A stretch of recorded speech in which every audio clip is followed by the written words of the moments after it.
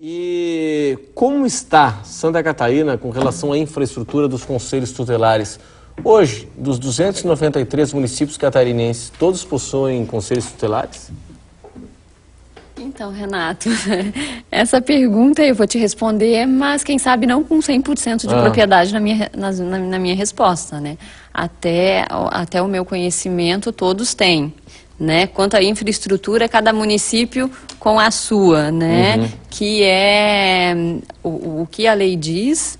É muito clara, né? Todos os municípios precisam ter, dependendo do porte, né? Pequeno, médio porte, mas ele precisa ter, no mínimo, um conselho tutelar com 5 conselheiros tutelares. Aí que começa a complicar, né? Da infraestrutura para ele funcionar bem. Exatamente.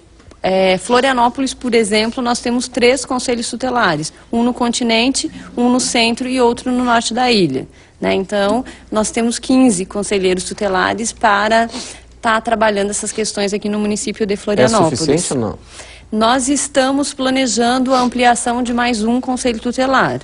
Mas estes 3, né, nós temos o do centro, né, que trabalha toda a região central e sul da ilha, o norte, por conta dessas questões, inclusive, que a gente já colocou aqui, pelo número bem grande de denúncias, né? Então, foi aberto justamente lá no norte, outro no continente.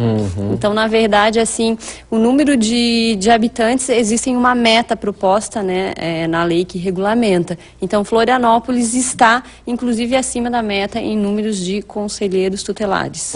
Como atua o programa Sentinela? O programa Sentinela, ele é tripartite, ele é Estado e União, ele é município e União, como é que ele funciona?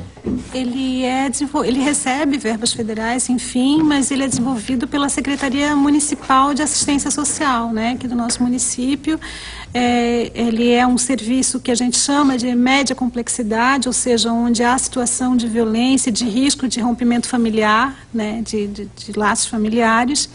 Ele funciona ali na Cidade da Criança, na Agronômica, quase em frente ao Hospital Infantil. E funciona do seguinte modo: nós recebemos as denúncias ou seja, alguém faz uma denúncia, seja pelo Disque 100, seja pelo 0800 do município, seja pelos conselhos tutelares.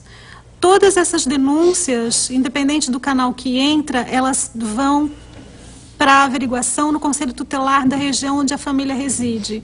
Os conselheiros ou o conselheiro responsável, ele faz a primeira averiguação, dá os primeiros encaminhamentos e ele, observando que existe de fato uma forte suspeita de que há uma situação de violência, encaminha para o Serviço Sentinela.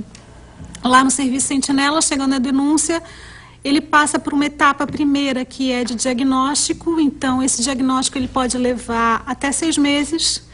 Né, a gente observa se existem mais crianças vítimas de violência, se ela é aquela única criança. Às vezes nós atendemos um caso e percebemos que há outras crianças envolvidas de outros núcleos familiares, de outras famílias, enfim, né? Depois de passar desse diagnóstico, a gente dá os encaminhamentos necessários. Se é um caso onde não se confirmou a suspeita, o caso é encerrado, encaminhado, enfim, para os equipamentos sociais que a família necessitar, se for o caso. E se a gente observa que, de fato, o diagnóstico foi positivo, de que existe uma situação de violência, ele é encaminhado para a equipe de acompanhamento, que prestam acompanhamento à família e à criança e adolescente pelo período mais ou menos de 2 anos. Agora, a gente ampliando mais a discussão para crianças vítimas de violência de uma forma geral, não necessariamente a prostituição, mas o abuso sexual, a agressão e por aí vai, sempre é um processo traumático, né? Sim.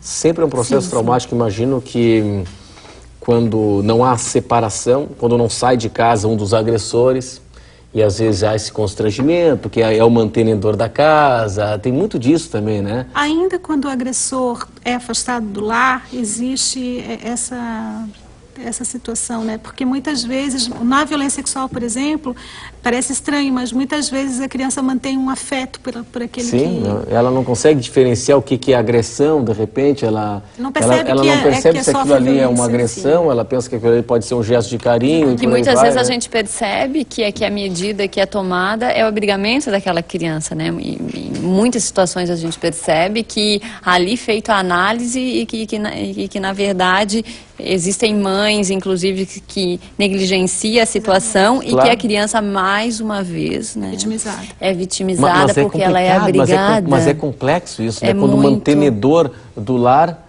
é o agressor. É um negócio delicado isso, financeiramente falando também, né? A mãe, ela sabe que o caso acontece, tem até aquela propaganda, né, dessa campanha que fala da exploração, na mesa e tal, de jantar e tal. A mãe, ela tem conhecimento do caso. Quer dizer, o mantenedor é o abusador.